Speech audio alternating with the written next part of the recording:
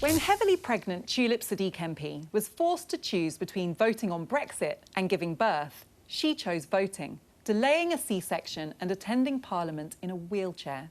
Now another female MP, Stella Creasy, says she carried on constituency work during 2 painful miscarriages.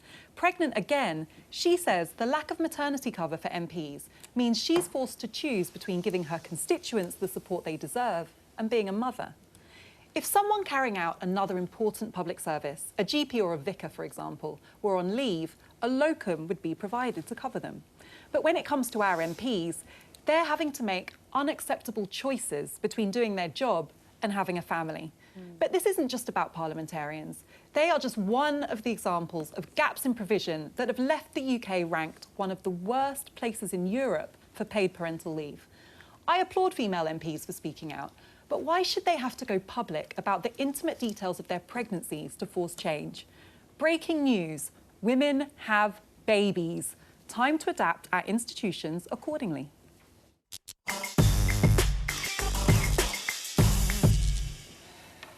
Afua, I have nothing to say apart from here, here, here, here. Stella's a good friend of mine and my local MP, as you know, is a Walthamstow girl. And I think for her, this is something that she was so passionate about, which is why she revealed the 2 miscarriages. You know, that's been a very difficult issue for her and her partner, and having a baby is something she's always wanted, and obviously they had difficulties, and it's not something that she wanted to talk about publicly. But when faced with this problem and realising that she can't just stand up for herself, she also has to stand up for other female MPs, that's why she went public, and I completely agree with you. It has to be addressed. And actually, let's hear what Tulip said, because she spoke about the very thing you talked about in your intro. The hours are incredibly unfriendly for families. So, you know, I voted at 1 a.m., 2 a.m. I mean, not only is it unfriendly to families, it's also, should you really be making decisions about the country at 1 a.m. or 2 a.m.? For me, it doesn't feel like the right thing to do. And it's not just women. It's not good for anyone. It's not good for families, for anyone who has children or other caring responsibilities to have to live like that. And just before, I know you're keen to come in, but I just want to let you hear from Stella Creasy, because we've been talking about her. And I think her very brave decision to talk about something that must have been very painful to speak about publicly. We have proxy leave, thanks to the work of Harriet Harman and Tulip Sadiq, that allows somebody else to vote in Parliament on my behalf if I take 6 months maternity leave. But they said to me they don't recognise that MPs go on maternity leave. And eventually they said, well, if I wanted to, I could make an application to prove that I had an impact in my local community. I simply don't think it's fair that my local community will be penalised for having a woman as the MP because IPSA is living in 1919, not 2019. I mean, there's no defending that, is there, Nick?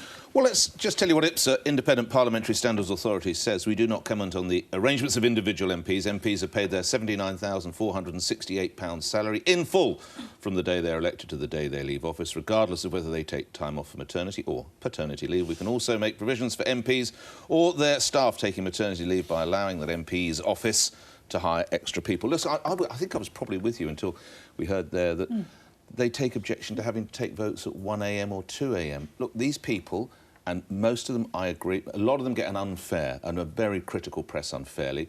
They come in because they seek to help govern the country. It's a tough job. It doesn't... by the way, I'm totally supportive of you, so please, there are 2 strands running here, so I support... But the idea that I'm having to take votes at 1 or 2 in the morning, well, you know, I've worked in newspapers. Sometimes I'm still filing copy at 1 in the morning. You don't complain. That comes with the turf. So I'm with you on that. But moaning that you've got a long day at the office, I'm sorry, I can't support that. There's a long day at the office and there's voting. Well, and it's interesting that you mentioned Fleet Street, because that actually is an example of an industry that was notoriously sexist and biased against women, and that women have talked more recently about their experiences of being in an environment that was very hostile to them in terms of their needs. And again, it shouldn't just be women. People like Carol Malone would stand in the pub longer than anybody and still be working at 2 o'clock in the morning, and she just accepted it. Carol. You know, I think we should make clear, and I think you said it in that statement there, women do get 6 months paid maternity leave, and I think what Stella Creasy is talking about is the extra money you get for constituency work thing.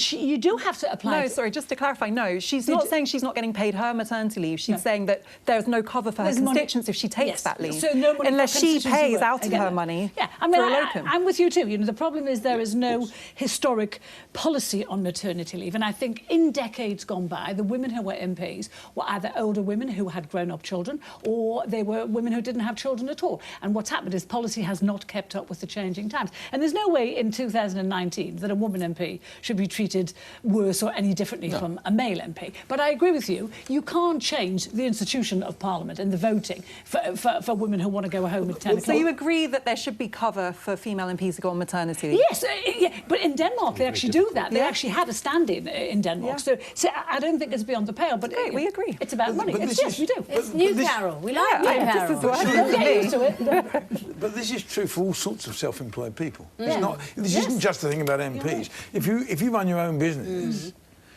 you might get some money, but someone else has got to run that business when you're not there. This is a key public service. Sure. So it's the public that miss out. It's not just a question of your profits as a self-employed. No, but the point she has is she's not losing money. She gets maternity cover. Her concern is that if she takes it, her constituents will not be being represented by their MP. Yes, and if that's actually very selfless. And if you were working here or at the BBC or something like that, actually you get your maternity leave and they put someone else in to replace the job. And that's the point she's making. She wants someone else in to go and do that work, which I agree with her. And it's a pity she had You agree too? She had to describe in such graphic detail about what it was like for her. And I mean, I can say because it's even show, but she was talking about how she had to go around the streets working, aching and bleeding. And that is appalling for a woman in this day. And emotionally fragile as well. But coming to your the second point that you had, which was about the hours MPs worked. Actually, they did change them some time ago, and then they got changed back. Because for a lot of, without being rude, male MPs who come from different parts of the country, they want to spend the evening in Parliament, because what else are they going to do? Yeah, but things I mean, seriously. I know MPs on both sides of the political spectrum who are from a different generation who have complained about the impact on their family life of them being expected to vote at 1 or 2 a.m. It's not that often. There are men who actually like to get home on time, even maybe make dinner for their family.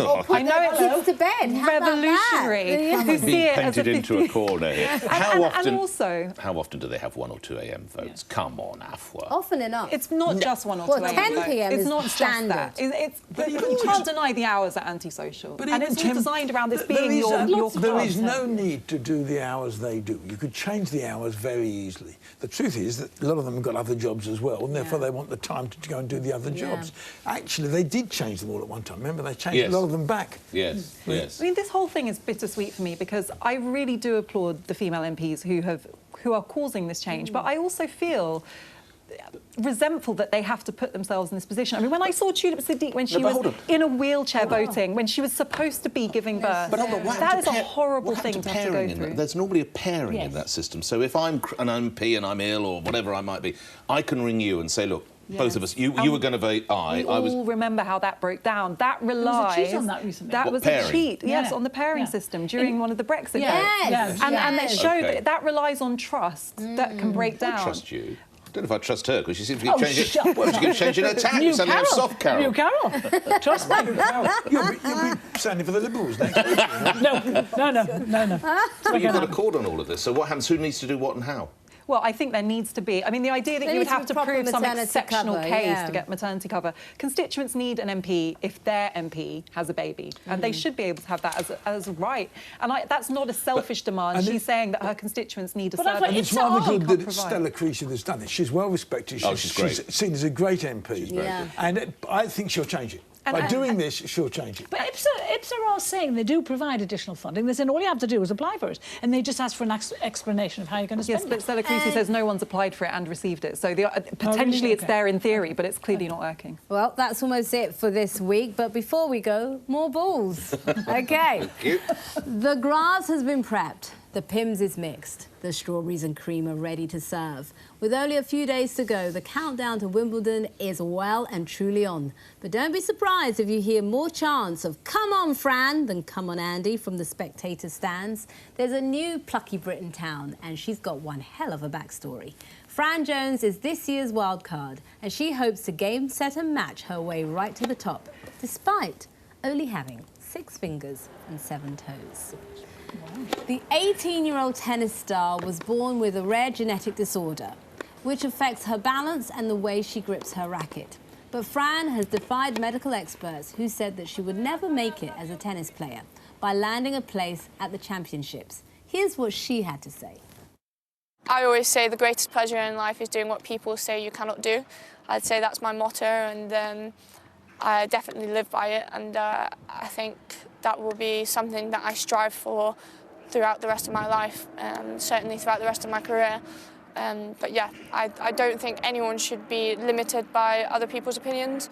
You cannot be serious. See what I did there? If you think this girl isn't going places with an attitude like that, Fran, it was good. Fran Jones, you are our straight talker of the week. New balls, please. That is well, Afua, inspiring. As a Wimbledon native, what do you think about This is Fran? the one time in the year where the place I live actually becomes interesting. And I have to say, it's because of characters like her. That's an amazing story. She's won the crowd, hasn't she? She's already got the crowd. My She's God. going to be a With big what star. she's had to fight through, she gives her the edge, It actually, does. on everyone else. It gives her the Fantastic. edge. Well, that's it from us this week. But if you want to join in the debate, just search The Pledge on Facebook or Twitter. And don't forget, you can now listen to the programme on the go with Apple Podcasts. Thanks for watching, and we'll see you next time.